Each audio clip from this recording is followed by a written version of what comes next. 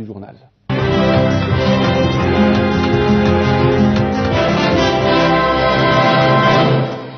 Et nous recevons ce soir Zeki Güvercin, bonsoir. Bonsoir. Vous êtes le président de la commission internationale du Musiad, qui est le patronat turc, et vous êtes parmi donc ceux qui sont en préparation d'un sommet très important qui aura lieu les 22 et 23 novembre prochains à Istanbul. C'est le sommet Afrique turque.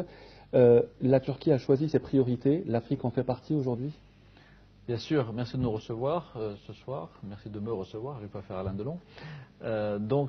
Concernant effectivement la politique africaine de la Turquie, et Musiad, bien sûr, joue le jeu de cette politique également, puisque 2018 a été l'année de l'Afrique pour nous. On a effectivement une action très dynamique cette année, puisqu'on a maintenant près de 40 représentations en Afrique, le Musiad bien sûr, une quarantaine de représentations en Afrique, des bureaux dans beaucoup de pays stratégiques comme le Soudan, l'Afrique du Sud notamment.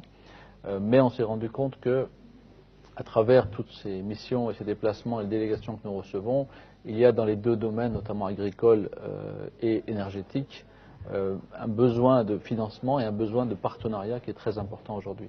Alors, combien de pays africains vont participer à ce grand sommet Afrique-Turquie? Quelle est la nature aussi des participants? On sait qu'il y aura déjà des hommes d'affaires influents.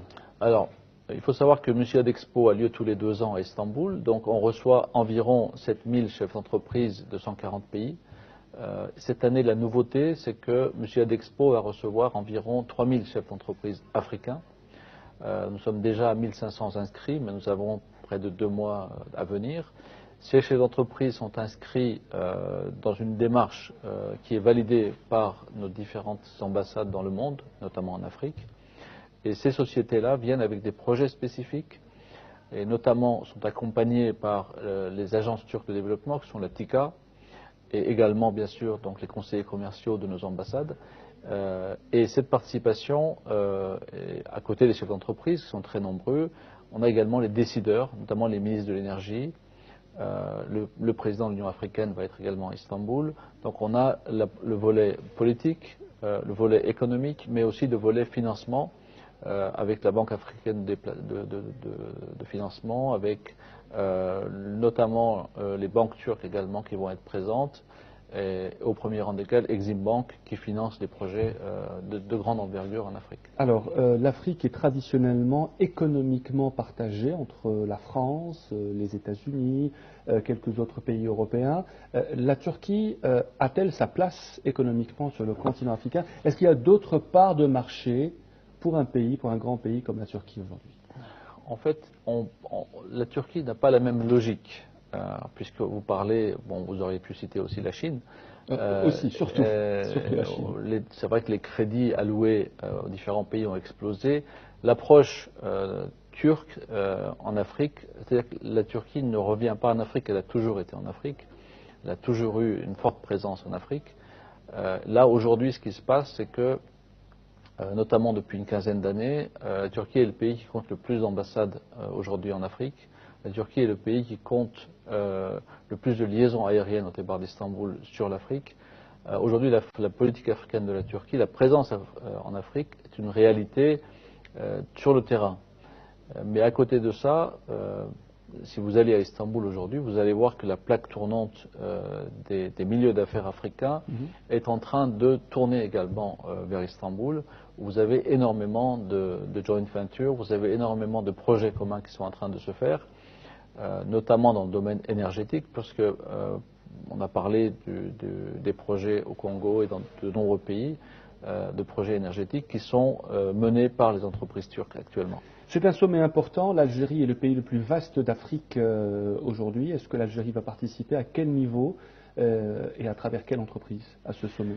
Alors, chaque 2 années, en fait, nous organisons Musiad Expo et à chaque fois, nous avons une très forte présence algérienne. La dernière édition, nous avions environ 400 participants.